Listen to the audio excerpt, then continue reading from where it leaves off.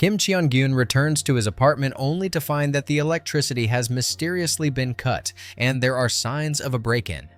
Convinced that burglars have entered, he grabs a golf club, just as a sinister hooded figure appears behind him. Gyun tries to fight back, but the intruder seems impervious to pain and possesses immense physical strength. The attacker bites Gyun on the neck, causing him to convulse violently before collapsing dead on the floor. Strangely, the attacker doesn't flee. Instead, he begins to rot and decompose at an unnatural speed, soon turning into a half-decayed corpse. The police immediately launch an investigation, and forensic experts conclude that the killer had already been dead for 2.5 months at the time of the murder. Some even propose incredible theories, suggesting someone may have reanimated the corpse specifically to commit the murder. Independent journalist and well-known author Im Jin-hee is giving a live interview when she receives a call from a stranger claiming to be the killer. He proposes to meet her the next day to reveal more about the incident. Upon hearing this, Detective Sun Jun, an old friend of Jin-hee, sets up a perimeter with his team at the meeting location to ensure the suspect cannot escape. The next day, the killer arrives at the appointed place and tells Jin-hee that he resurrected the corpse using a shamanic ritual in order to kill Cheon-gyun, one of the executives of the pharmaceutical company Sengul. He adds that in the coming days, he will also kill the company's director, CEO, and president, unless the president personally apologizes on live television for his sins. The police storm the building to arrest the suspect, but he takes Jin-hee hostage and then disintegrates into dust, just like the original killer at the beginning of the story. Investigators conclude that a powerful shaman is behind the events, but they are unable to determine his identity or motives. The decomposed bodies of the killers are found to bear ancient mystical Indonesian symbols. Locals inform the police that the dead must have been resurrected by a very powerful shaman using a mystical ritual and a few drops of his own blood. Detective Sun Jun questions the executives of Sengul, but they shrug, claiming they have no idea why they were targeted. The company's president, Byun Shin, insists he has nothing to apologize for. However, the detective notices something suspicious about Byun Mei-yeon, Shin's daughter, who recently took on an executive role and seems to be hiding something. A former employee of the pharmaceutical company Sengul, now imprisoned for financial fraud, confesses to detectives that about a year ago, the company recruited around 100 volunteers to test a so-called miracle drug. But the side effects were so severe that most of the participants died. The tragedy was never made public, as the trials were conducted under extreme secrecy. Days later, dozens of the dead rise and march toward Sengul's headquarters to kill the company director, Kim Il-sok, just as the mysterious killer had promised. Police try to block their path, but the undead are shockingly fast and powerful, tearing through the barricades with ease. Inside the building, officers shoot at the zombies' legs, but it's useless. The hooded figures quickly rise and continue forward. Panicked, Il-sok escapes with a few officers to the underground parking lot. The zombies leap from stairwells to follow, crashing onto the floor and immediately getting back up. Just when all hope seems lost, Detective Sun Jun arrives in a police SUV and helps Il-sok flee. But the undead aren't far behind. They hijack several taxis and continue the chase through the city. The zombies drive with surprising skill. The zombies perform incredible maneuvers to try to stop the fleeing vehicle and eventually catch up to it in a long tunnel. The undead climb out of their cars and jump onto the police jeep, trying to get to Il-sok, and one of the corpses manages to get into the cabin. By some miracle, Sun Jun manages to shake off the persistent zombies.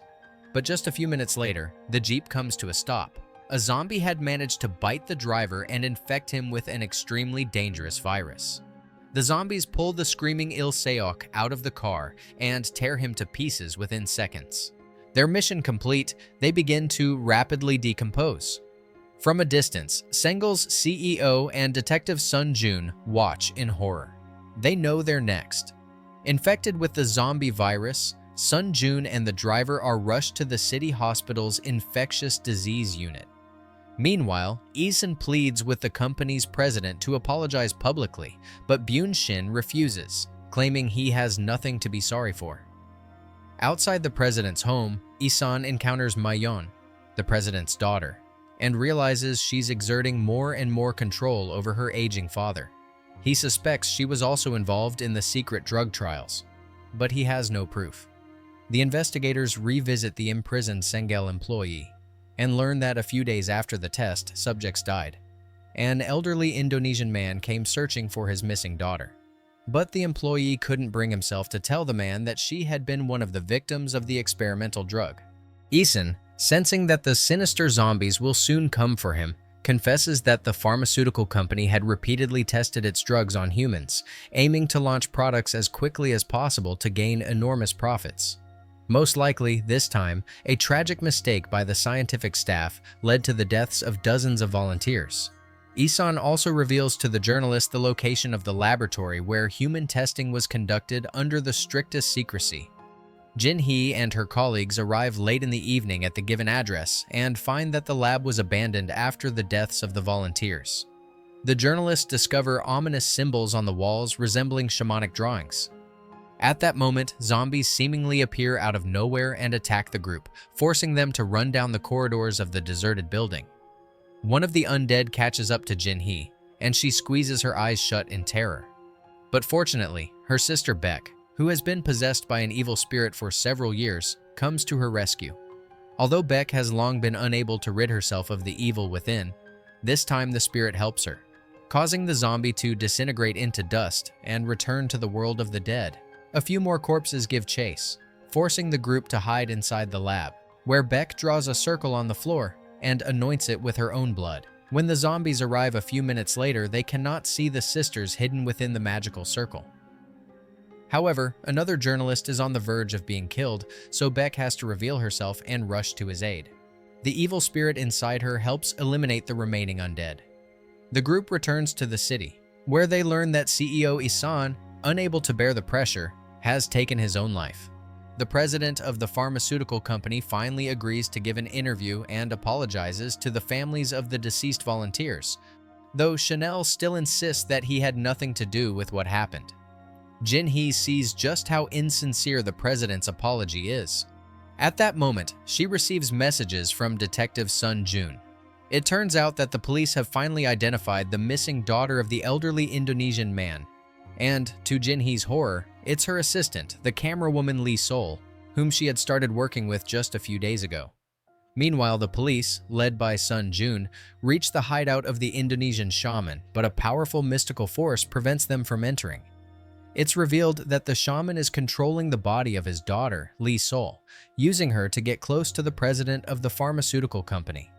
Upon hearing Chanel's completely insincere apology, Lee Sol becomes enraged and starts chasing him. The guards are unable to stop the possessed girl, who relentlessly pursues the president and finally catches him in his office. But just as Lee Sol is about to kill Chanel, she suddenly freezes and within seconds, her body turns to dust. It turns out that Beck managed to break through the shaman's mystical barrier, reach him, and bring him out of his trance, causing his deceased daughter to return to the realm of the dead. Chanel realizes that he has survived by a miracle, but then Mignon enters the office. The girl removes Lee Sol's finger, then quickly makes a small cut on her father's cheek and infects him with the zombie virus by pressing the decaying finger to his face. The powerful virus kills the elderly president within minutes. Moments later, journalists enter the office and see a grief-stricken Mignon weeping over her father's lifeless body. What the cunning girl doesn't know is that the journalist had earlier attached a microphone-equipped camera to Chanel's body, so the cold-blooded murder of her own father was broadcast live. The police arrive shortly afterward and arrest Mignon, who now faces a long prison sentence for the murder of her father and the illegal drug trials that led to numerous human deaths. What did you think of the movie? Share your thoughts in the comments. Thanks for watching, and see you next time.